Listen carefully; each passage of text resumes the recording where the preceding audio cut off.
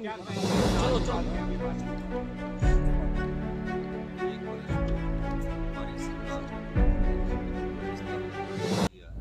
करो यार, माइक क्या कहेंगे राज्यपाल के अभिभाषण पर?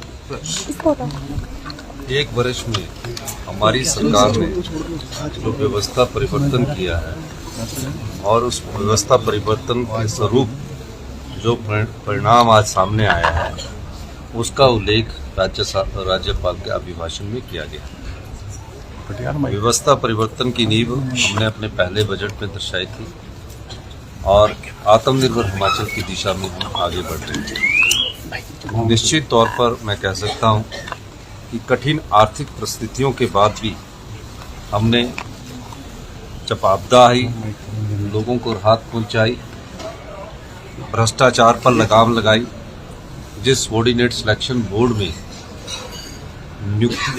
नौकरियां बेची जाती थी और उसकी हमने इन्वेस्टिगेशन करवाई और उसके बाद जब हमने पाया कि ये धंधा काफ़ी समय से चल रहा है, उस सबॉर्डिनेट सिलेक्शन बोर्ड को हमने भंग किया। वो हमारे 1 साल की भ्रष्टाचार पर लगाम लगाने की एक उपलब्धता है। आपदा में हमने लोगों को सहायता पहुंचाई। उसके अलावा ग्रीन स्टेट का जो हम परिकल्पना करके चले हैं उस दृष्टि से एक सोच समाज में भी बनी है और हम उसमें आगे बढ़ रहे हैं। शिक्षा के स्तर में, गुणात्मक स्तर में सुधार करने के लिए शिक्षा के संस्थान खोल दीजिए, लेकिन उनकी शिक्षा में अगर गुणात्मक सुधार नहीं होगा तो आपको उसका काफ़ी नुकसान भविष्य में भुगतना पड़ेगा। हमने इस चीज़ को पहचाना और शिक्षा के स्तर में गुणात्मक सुधार करने के लिए हमने नियमों में परिवर्तन किया, कानून में परिवर्तन किया और आज हम कह सकते हैं कि अगला जो एकेडमिक सेशन होगा उसमें पहली क्लास से इंग्लिश मीडियम शुरू किया जाएगा।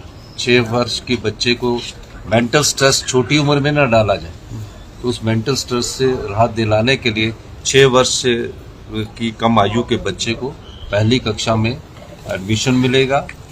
लोग तंग आते थे राजस्व में, अपना इंतकाल करवाना है, अपनी डिमार्केशन करवानी है, अपनी तकसीम करवानी है, अपनी दुरुस्ती करवानी है और हमने राजस्व लोक अदालतें लगाकर 95,000 के करीब इंतकाल के केसेस जो है उनको लोगों के रजिस्टर किया।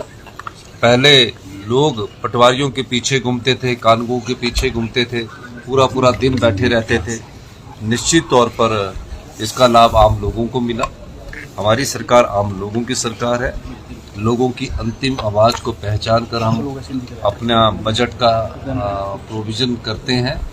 जो अनाथ बच्चे थे, जो कभी ज़िंदगी में सोच नहीं सकते थे कि उनके लिए भी कोई सरकार ऐसी योजना लाएगी। योजना को तो हम लाए ही हैं, लेकिन हिंदुस्तान का पहला अनाथ बच्चों को जो शिक्षा देने का संबंध है, जब उसकी उम्र परिपक्व हो जाएगी 27 साल तक, सारा खर्चा उसका सरकार लाएगी। इस प्रकार की योजनाएं हमने समाज के हित में लाई है। ये हमारी 1 साल की उपलब्धता है। इसके अलावा जो विधवा नारी है, जिनके आवास नहीं है, उनको लिए भी हम एक योजना लेकर आए हैं। सर, अभिषेक मनु को उम्मीदवार बनाया गया है राज्यसभा का, तो कब तक नामांकन होगा? उनका नामांकन कल होगा।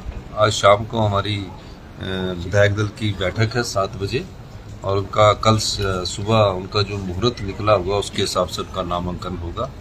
और निश्चित तौर पर अभिषेक मनु सिंघवी जी हमारे एक वरिष्ठ सुप्रीम कोर्ट के अधिवक्ता है। पार्टी ने उन्हें उम्मीदवार बनाया। हम सब लोग उसका स्वागत करते हैं। धन्यवाद।